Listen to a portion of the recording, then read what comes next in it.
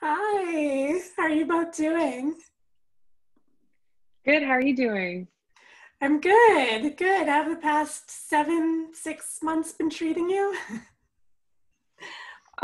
They've been okay. I feel lucky to be healthy and I don't know, in good shape. I don't know. What about you, Rachel?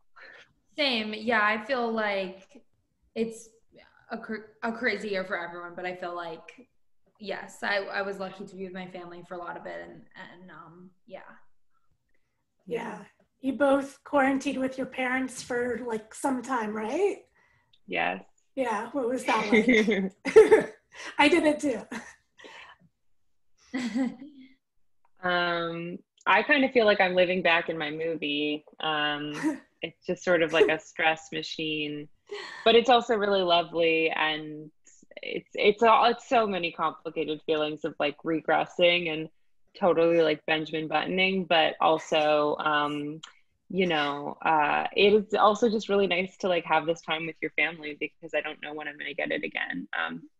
This amount of uninterrupted time. Uh, I don't know. I think Rachel feels similarly. What do you think?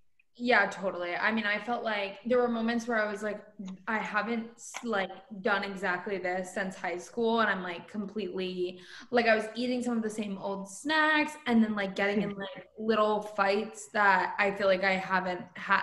It's like the thing of being living together, I think, where it just makes it, yeah. But also great things of like hanging out with my sisters and everything like that. But yeah. Complicated is a very good way to describe it. Lots of things. Yes. So for those that don't know, tell them about Shiva Baby.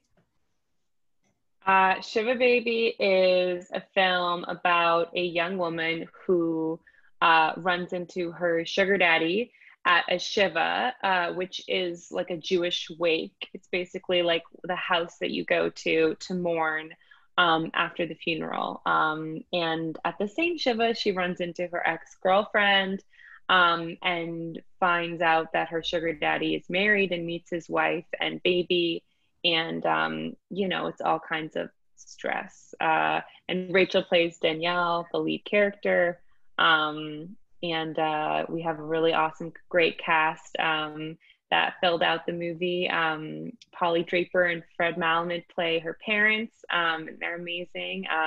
Danny DeFerrari plays her sugar daddy Max, and Dianna Agron, who most folks might know from Glee, plays Kim, Max's wife, the sugar daddy's wife. And then, of course, Molly Gordon, the incredible Molly Gordon from Booksmart and Good Boys, plays Maya, Danielle's ex-girlfriend. Am I covering everything, Rachel? What else? What else is Shiva Baby about? Yeah. And I think, and so many actors in like some of the different mourner roles, like her relatives, I feel like we just have, every actor is so good and funny and talented. And cool. It was fun. It was like, we were talking about how we miss so much, like, especially now this year, like shooting and all being like in the house together and everyone just like hacking and hanging out all the time. And now it's like, you're in your space. You're in your own bubble. Yeah, we were all in a very hot, cramped house in Brooklyn, completely on top of each other. And it was so stressful. But looking back, I'm like, I miss being piled on top of each other and sweating together. Yeah. Yeah, and Shivas have changed totally too. My parents went to one last week, and it's like you have to schedule time to like see the family, and you have to be 6 feet apart. But like they're Jews, they don't stay 6 feet apart. So, like, so it's crazy. It's so weird. I'm happy to know that there's Shivas actually happening though with social distancing practicing because I know at the beginning of quarantine, especially when, unfortunately, some folks died of COVID in our community, there were just no funerals at all. And then even if there was a funeral, if the person wasn't infected by COVID, if it was something else, it was just the immediate family members. And I think Shivas are such an incredible mourning process of having 7 days to like really have other people help you transition into that process of life without them, without the person who's passed away. So But so I'm happy to know that there's some that your family went to a kind of Shiva, even though it's still not the kind that we're used to. Yeah, for sure. You said that the most connected you feel to Judaism are at Shivas. Is that true? I don't know if it's the most connected that I feel. I think that it's it's the most interesting family function for me in my community. I don't know if it's the same in like Orthodox communities or, I can only speak for myself, but it feels, sorry, it feels, Shivas are always fascinating to me because it feels like the conversation topics stay the same even though someone has just died. Like it feels like there's just the same amount of bragging and boundary crossing and just being nosy and that kind of thing, even though we're all supposed to be like mourning and thinking about the person who's passed away. But I do feel very connected to Judaism through Shivas because they're like one of my favorite things about Judaism. I think it's just, I think we do death really well. I think it's one of the things in Judaism that like really makes sense to me and that I'm glad it's this way. So yes. Yeah. Rachel, have you ever gone to a Shiva before? I have not. I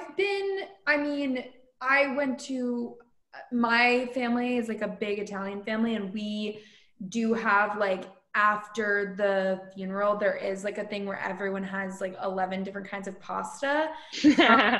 Like there's like lasagna, and then there's like just a plain spaghetti, there's a chicken parm, there's like a lot of pasta. And it's like talking and hanging out and talking about the person, and eating a ton. And so I've experienced that a couple times. And I do think that it's I like mourning that way of like eating and talking to people and like, yeah. Is there just as much judgment, do you think, like amongst families? I think it depends which family member you're talking to, but there is definitely like, actually Emma and I were talking about this when I first auditioned for the short, which is like the like at a family function, the like, you're eating too much, you're eating too little, you're da da da da da, what's happening with your boyfriend, your blah blah blah. So yes, actually I would say yes. I was like, maybe. I was like, absolutely. And I love how you both mentioned the food, because definitely this movie got the food right. Like the bagels, and then like the like weird colored pasta salad, and like people saying you need to eat more, you need to eat less. I'm like, oh my God, I totally see myself, I see my family in all of this. Thank you. So, that's good to hear. It's nice to know it resonates. Yeah, for sure. So tell me about the short film. How did you two meet? How did you know that you liked collaborating together? Sure. Well, I made the short in my last year of university, and I had seen Rachel in a couple other thesis projects, like a couple other short films from my classmates. And I heard that she was really funny, and I also just felt like she had the right look in that, like she seems like someone that I would run into at a Shiva, and I could like see myself in her. So then Rachel auditioned, and we did the short film, which I'm so grateful for. And she really like made it her own and put her own stamp on it. Like it was supposed to be much more of a dramedy, like much more on the dramatic side, and she just improvised so much and gave it her own style and flair, and made it her own in a way that I feel really grateful for. So it felt really necessary to keep her for the feature film, also on top of the fact that she was super invested in seeing it become a feature film and was constantly checking in with me about if I was meeting my goals, and wanting to read the new draft and give me notes, and ask where we were at with financing or casting or like everything. So it was sort of a no-brainer, and it's been 3 years now since we made the short and we first met, and I guess it's been over 3 years. It's almost been 3.5 years, because we met in March before we shot it. Yeah. Anyway, so I feel so grateful because now we're Yeah, we're I think we're best friends. We're like, yeah, we're best friends. What's going on? But and we're also like really great collaborators, which is just really nice because Rachel's so hilarious, and she writes and acts without just so instinctually and like without second guessing herself, whereas I'm so like I get in my head about things and can really like take a long time to sift through certain things. So I think we meet each other at a good level, I would say. But I don't know, do you have a completely different version of the history of our...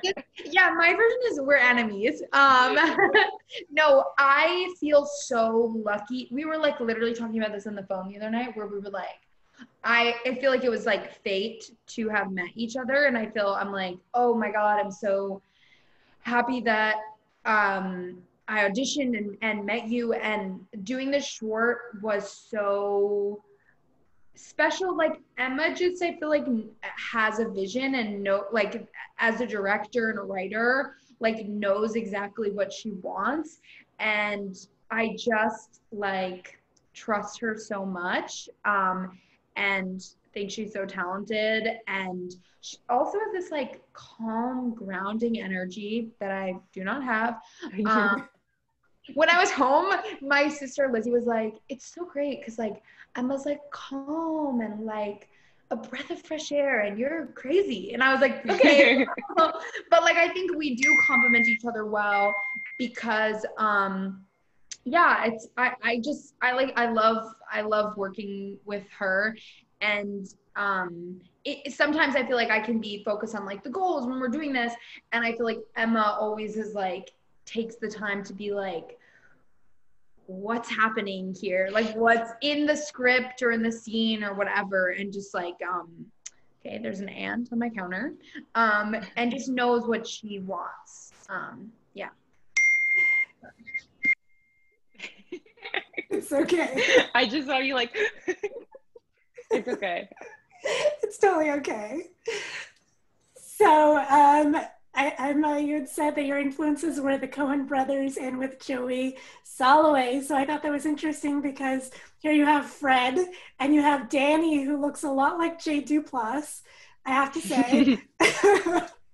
So what was it like working with Fred and Polly Draper?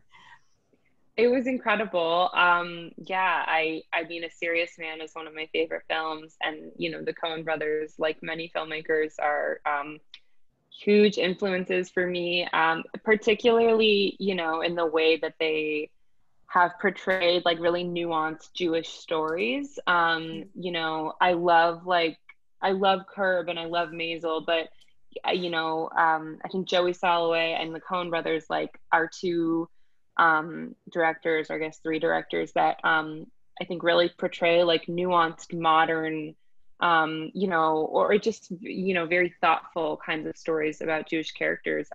So having Fred Malamed, like Cy Abelman in our movie was so wild. And also like, he was just not the easiest person to get, but it was the most like, we offered it to him and he just said yes, you know, immediately, and then decided to like come, versus everyone else said yes too kind of pretty quickly, but we met up for coffee and we talked about it, and you know, which is like super standard that they like meet the person, especially if it's a first time director. They're like, well, I hope at least you're nice, can we like get coffee first? And he was the only person that was like, he read the script and was like, okay.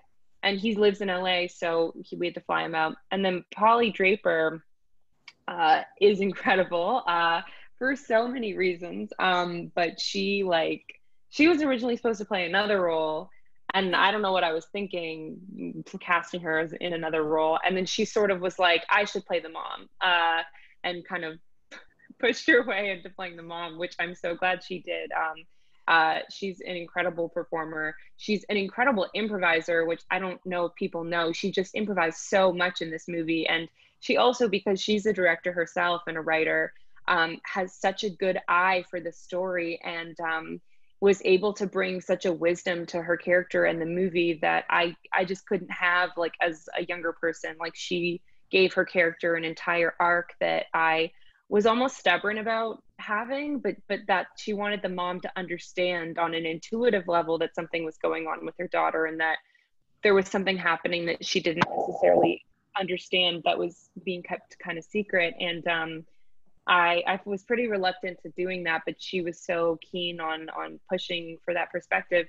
And I'm glad she did, because, you know, I'm not a mom, and I'm not, you know, like I'm in my 20s, so I wouldn't know what it would be like to kind of have a daughter and just have an awareness of something's going on. So both so incredible. And I know Rachel can speak to like working with the two of them and just like having them fire back at each other. Also, I'll just say they knew I had no idea, but Paul and Fred went to Yale School of Drama together and like were friends. Like they hadn't talked in a while, I think, but they were like, oh, I get to be in a movie with my friend from drama school. And so they were just like catching up the whole time and had this built-in chemistry that was awesome, which again, I feel like was fate. But I'll let Rachel speak to working with them, because I know you had a good time. It was so fun. It was like, they were hilarious. I literally had to be like, okay, remember that you're having an anxiety attack and stop like laughing at everything you're saying, because they're so good. And they did have an amazing chemistry, and they like fed off of each other. And then in between takes, it would be like talking about school. And so it was like, there were so many great stories. And then like sometimes we would sit in the van because it was hot out. So it would be like cold in the van, and we'd sit in there and they would be like, do you remember blah, blah, blah. I was getting all these good stories. So yeah, they're just so smart and talented and kind and funny. It was great. Do you have a favorite on-set memory or downtime memory? Ooh, that's tricky. I feel like we've talked about this quite a bit. I want to say Diana and Danny getting the baby to stop crying by singing Wheels on the Bus, and then getting the whole crew to whisper Wheels on the Bus on the only day the baby didn't cry hysterically. I mean, he did cry hysterically, but the only day we got him to stop crying. But I also think the day that Polly, like, again, this shows to like her pushing for something and me being like, no, I'm the director, we're not doing that. But she basically made it so that we did, in this song, Rachel's like almost at full-on panic attack. She added in the scene, she added a song that they sing to her, and Rachel's sort of like taking it all in. And I'm so glad shooting that scene where everyone's sort of singing this song in a really like I guess experimental, sort of like out of this world kind of way, was really fun. Just having every cast member like sing a verse of the song and be totally delirious.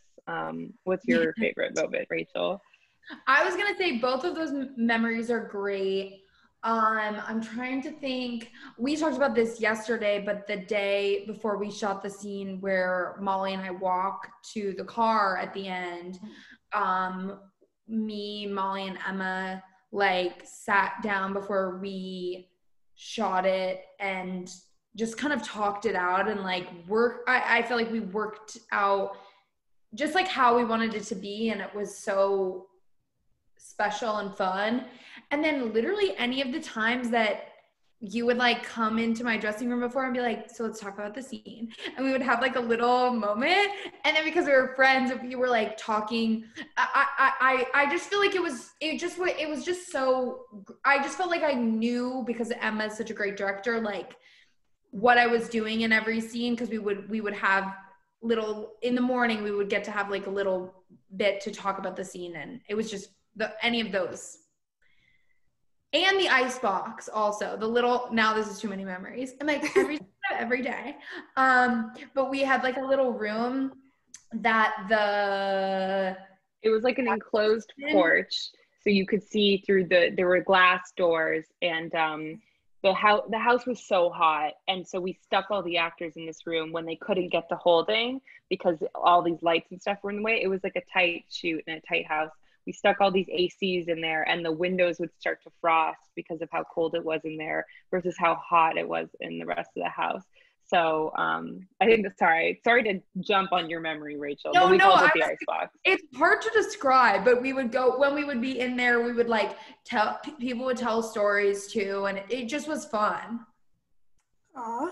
And finally, what have you two been watching lately that you've really liked? Ooh. I loved Normal People. That's a few months ago now, but that was a good quarantine watch. I really like I May Destroy You. Another good quarantine show. And I'm it's all a blur, you know. I don't know. Yes. Yeah. It's crazy. What have you been watching? I was gonna say the amount of time that's gone by. It's like I have like memories of earlier in quarantine as if it was like 10 years ago because yes. People are like, what did you do yesterday? I'm like, I don't know. What was yesterday? Yeah. I can't tell which shows I binged like 3 years ago and which I binged at the beginning of quarantine or recently. Yeah. Normal people, when I saw that, I was like, it hit me probably extra hard because I was isolated and like it's like I think it hits harder the themes of it. But yeah, totally. Yeah, I can't remember what I watched. Like, I know I've been watching a lot of stuff, but I can't remember what I've been watching. It's just like, you're like, it's been good. It's been good content. Yeah. But I remember this one because it was my first movie at TIFF, and I'm so glad because it really stayed with me. And it was just, I was like, oh my God, yes, that has happened to me, and that has happened to me. There was so much that I saw myself in, which is really rare. I don't know about you too, but yeah, thank you so much for your art. Thank you for your time, and have a great evening. Thank you. You as well. Thanks for doing this. Yeah, thank you both. Bye. Have a